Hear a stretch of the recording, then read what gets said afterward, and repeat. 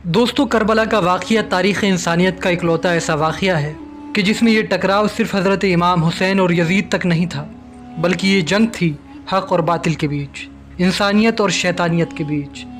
जहाँ एक तरफ हज़रत इमाम हुसैन ने करबला के मैदान में इस्लाम की बक़ा के लिए अपने पूरे भरे घर को कुर्बान कर दिया, तो वहीं दूसरी तरफ यज़ीद दुनिया की सबसे बड़ी फ़ौज लेकर भी घुटने टेक गया और लानत और गाली का दूसरा नाम बन गया। आज की अपनी इस वीडियो में हम आसान लफ्ज़ों में करबला के वाक़ये के बारे में जानेंगे कि कैसे एक 3 दिन के भूखे प्यासे शख्स ने यज़ीद और उसकी 9 लाख की फ़ौज के मंसूबों को खाक में मिला दिया था और इस्लाम के वजूद को ता क़यामत के लिए ज़िंदा कर दिया था। दोस्तों, अल्लाह ने इंसान की हिदायत के लिए ज़मीन पर वक्त वक्त में अलग अलग नबियों को भेजा ताकि अल्लाह के नबी इंसानों में अमन, सलामती और मोहब्बत पैदा कर सके, उन्हें राह हक़ का रास्ता दिखा सके। और आखिर में अल्लाह ने अपने महबूब हज़रत मोहम्मद मुस्तफ़ा सल्लल्लाहु अलैहि वसल्लम के ज़हूर के बाद ये हुक्म दिया कि ये मोहम्मद मेरा आखिरी नबी है। लेकिन अल्लाह के रसूल की वफ़ात के बाद अभी असहाबे रसूल और इमाम वक्त मुसलमानों में रसूल अल्लाह के पैगाम को फैला ही रहे थे कि सन 60 हिजरी में एक जालिम बदतरीन बादशाह सरेआम ये कहने लगा कि कोई खुदा नहीं और ना ही कोई नबी है, ना कुरान और ना ही कोई दीन है। वो तख्त पर बैठकर सरेआम शराब पीता था, जिना करता था, गुनाह करता था, झूठ बोलता था। उसकी दौलत और लाखों की फ़ौज के सामने तमाम मुसलमान खामोश रहे। लेकिन अल्लाह के रसूल के प्यारे नवासे हुसैन इब्न अली खड़े होकर ये कहने लगे कि ए लोगो, मैं गवाह हूँ कि मेरा नाना अल्लाह का रसूल है।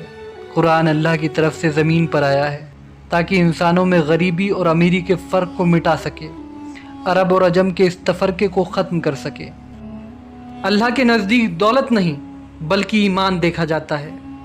ये सुनकर लोगों ने कहा कि हुसैन इब्न अली, यज़ीद के पास लाखों की फ़ौज है, उसके पास इतना सोना है कि दुनिया को ख़रीद सकता है, उसके सामने कौन उठेगा? वो आपको शहीद कर देगा, आपके ख़ानदान को ख़त्म कर देगा। इसके जवाब में इमाम हुसैन अलैहिस्सलाम ने फरमाया कि मेरी शहादत की ख़बर तो मेरे नाना ने मेरे बचपन में ही सुना दी थी। ए लोगो, ये पैगाम हक़ है कि इस्लाम अल्लाह का दीन है, और अगर अल्लाह के दीन के लिए इस हुसैन को कुर्बान भी होना पड़ा तो ये मेरे लिए फ़ख्र की बात है।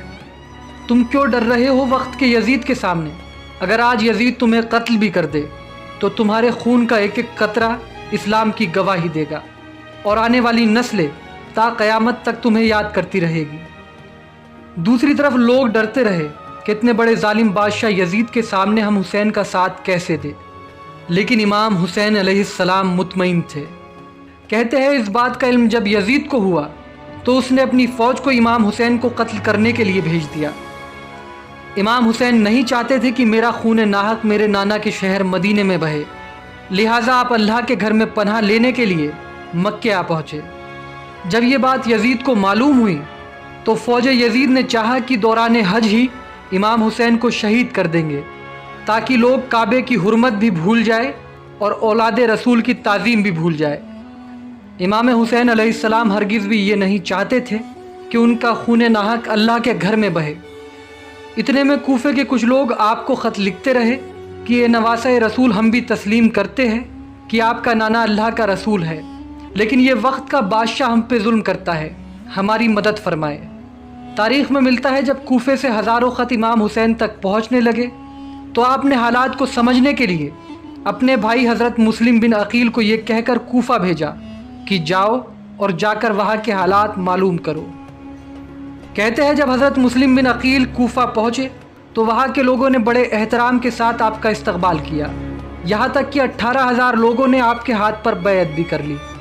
ये देखकर हज़रत मुस्लिम बिन अकील ने इमाम हुसैन के नाम एक ख़त रवाना कर दिया जिसमें आपने लिखा कि यहाँ के हालात बिल्कुल सही है और 18,000 लोगों ने आपकी बैत भी कर ली है, लिहाजा आप जल्द से जल्द कूफा तशरीफ़ ले आए।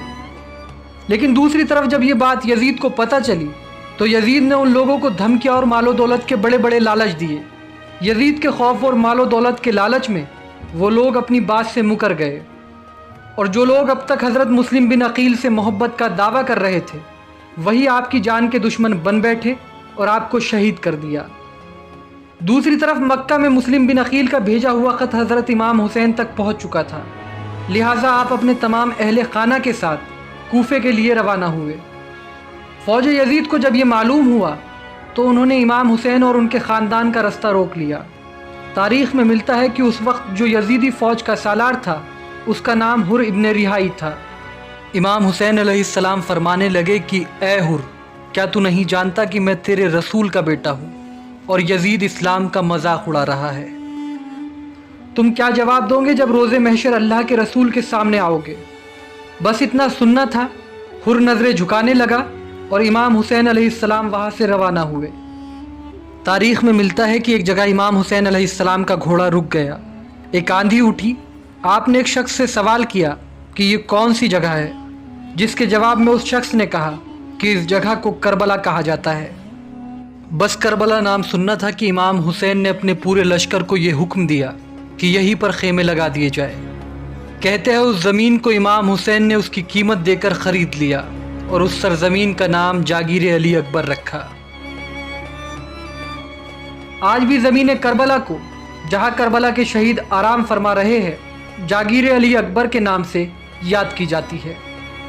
فوج یزید کو جب یہ معلوم ہوا کہ ہمارا سردار رسول کے نواسے کے ساتھ رحم دلی سے پیش آ رہا ہے تو اس نے فوج کے سالار کو تبدیل کر دیا اور عمر ابن سعد اور شمر ہزاروں کی فوج کے ساتھ کربلا آ پہنچے اور آل رسول پر سختیاں دن بدن بڑھتی رہی۔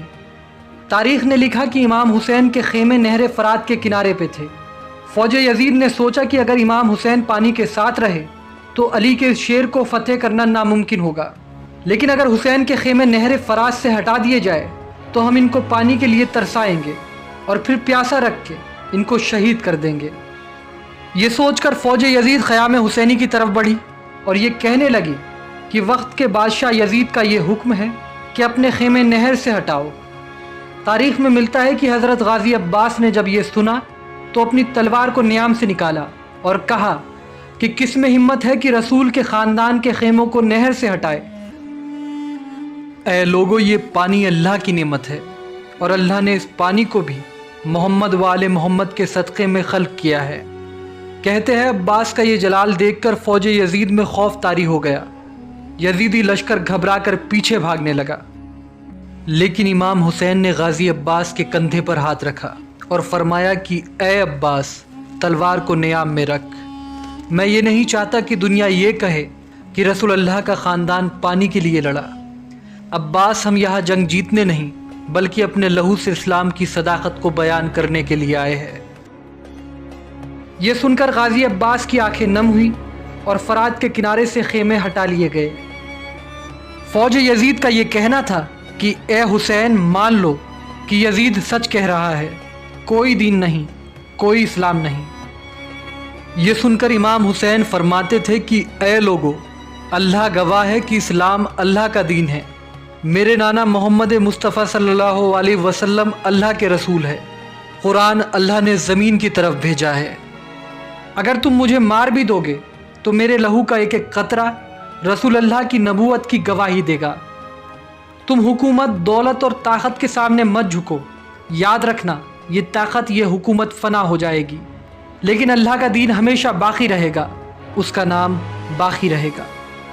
لیکن افسوس، فوج یزیدی دن بدن آپ پہ ظلم بڑھاتی رہی کہ آپ یزید کی بیعت کریں، یہاں تک کہ آپ کا پانی بند کر دیا گیا، آپ پیاسے رہے۔ تاریخ میں ملتا ہے کہ امام حسین کا خاندان 3 دن تک کربلا کے میدان میں پیاسا رہا۔